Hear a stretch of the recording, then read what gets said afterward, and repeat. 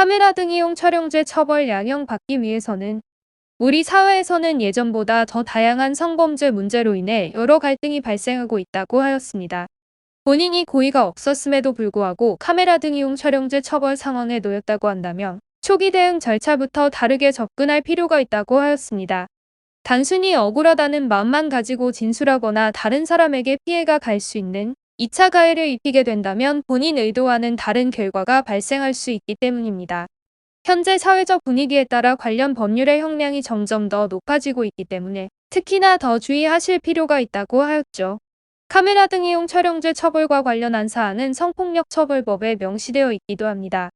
각종 기기를 이용하여 카메라로 촬영하였다고 한다면 최소 7년 이하의 징역에 처해지거나 5천만 원 이하의 벌금형이 내려질 수 있다고 하였습니다. 직접적으로 이와 같은 행위를 하지는 않았지만 이를 다른 사람들에게 유포하였다면 동일한 처벌 수위에 해당할 수 있기 때문에 상당한 주의가 필요하다고 하였는데요. 현행 법률상 구입하는 행위 및 단순히 파일로 소지하고 있는 행위만으로도 3년 이하의 징역 또는 3천만 원 이하의 벌금형에 처할 수 있다는 것을 알아야 합니다. 만약 카메라 등 이용 촬영죄 처벌 수위에 그치지 않고 2인 이상이 범죄 행위에 동참하였거나 타인의 신체를 해하기 위하여 위협이 될 만한 무기를 소지한 상태에서 범죄를 저질렀다고 한다면 특수폭행죄나 특수협박죄 등이 추가될 수 있다고 하였는데요. 관련 사례하면 수사 강도가 달라질 수 있으며 더 중대한 사안으로 여겨질 수 있다고 하였습니다. 그러므로 혼자서 해결하시기보다는 법률 대리인의 조력을 통해 차근차근 풀어나갈 수 있도록 해야 할 것이라 하였는데요. 단순히 억울하다는 감정적인 토로를 하는 것을 지양해야 합니다. 몇 년 전 박사방 사건이 발생함에 따라 우리나라에서는 카메라 등 이용 촬영죄 처벌에 대한 주의를 점점 더 높여가고 있는 추세라 하였습니다. 그렇기에 양형을 받아내기 위해서는 다른 조치사항이 필요하기도 합니다. 기본적으로 피해자에게 어느 정도로 반성하는 태도를 보이고 있느냐의 여부가 매우 중요하다고 할 것인데요. 뿐만 아니라 직전에 동종 범죄에 따른 전과가 없어야 한다고 하였죠. 또한 피해자가 처벌 불원 표시를 하느냐가 큰 영향을 미칠 수 있다고 하였는데요. 사건이 발생한 후에는 본인이 직접 나서서 상대방과의 합의 방안을 모색하기보다는 변호인을 통하여 합의에 도달하는 것이 가장 바람직하다고 볼 수 있다고 하였습니다.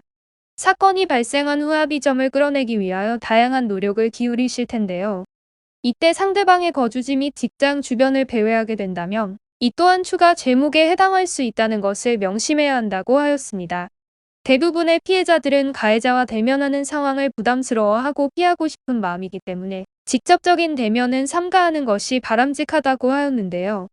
이때 변호인 선임을 통하여 간접적인 합의점을 이끌어내는 것이 현명하다고 하였습니다. 양형 기준 중에서도 합의 여부는 지대한 영향력을 발휘할 수 있다고 하였는데요. 따라서 처벌 불원 표시는 집중해야 할 사안 중 하나일 수 있다고 하였습니다. 원활하게 양형을 끌어내는 기준점을 세우기 위해서는 초기 대응부터 법조인과 동행하는 것이 바람직하다 할 것입니다. 만약 미성년자를 대상으로 하거나 불특정 다수를 영상에 담았다고 한다면 이는 기본적인 카메라 등 이용 촬영죄 처벌을 넘어 형량이 가중될 위험이 존재한다고 하였는데요. 또한 동종 전과를 보유하고 있거나 신체적인 위협을 가하였다고 한다면 이 상황을 절대 가볍게 여겨서는 안 된다고 하였습니다. 그렇기에 경찰 조사 단계에서부터 발언하는 것을 주의해야 하며 더불어 피해자에게 진심으로 사죄하는 모습을 보이는 것이 중요하다고 하였습니다. 실제 신체적인 접촉이 있는 강간죄나 다른 성범죄라고 한다면 상당히 큰 죄질에 해당할 수 있다고 하였는데요. 이는 카메라 등 이용 촬영죄 처벌과 비교했을 때 상황이 다를 수 있다고 하였습니다.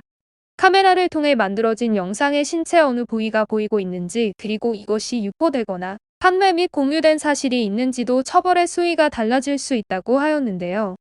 본인에게 고의적인 의도가 없었다고 하더라도 우연히 휴대폰 카메라 영상에 상대방이 담기게 되었다면 이 또한 분쟁 소지가 충분하다고 볼 수 있다고 하였습니다. 그렇기에 일상생활에서 영상 저장 매체를 활용하실 때는 상당한 주의가 필요하기도 합니다. 경우에 따라서는 상대방과 단순한 오해에서 비롯된 사건일 수 있기 때문에 무엇보다 적절하게 합의점을 이끌어내시는 것이 좋다고 하였습니다. 무작정 억울함을 호소하거나 상대방을 무고죄로 몰아가게 된다면 사건 자체가 복잡하게 진행될 수 있기 때문입니다.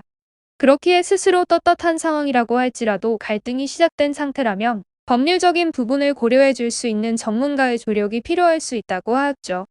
이러한 사건을 제대로 해결하기 위해서는 관련 사례에 대한 풍부한 경험이 있는 다수의 전문 변호사가 있는 곳을 선택하는 것이 매우 중요하다고 할 것인데요. 저희 법무법인 AL에서는 다수의 성범죄 사례를 승소로 이끌어간 경험을 바탕으로 의뢰인 분의 억울함을 해소해 드리고 있습니다. 특히나 이처럼 상대방과의 합의점이 중요한 사건들이라고 한다면 합의 경험이 풍부한 조력자를 찾는 것이 관건이라 할 것인데요.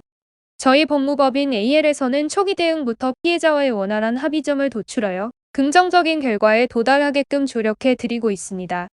촬영 매체와 관련된 분쟁 상황이라고 한다면 진술하는 첫 단추가 상당히 중요하다고 할 것인데요.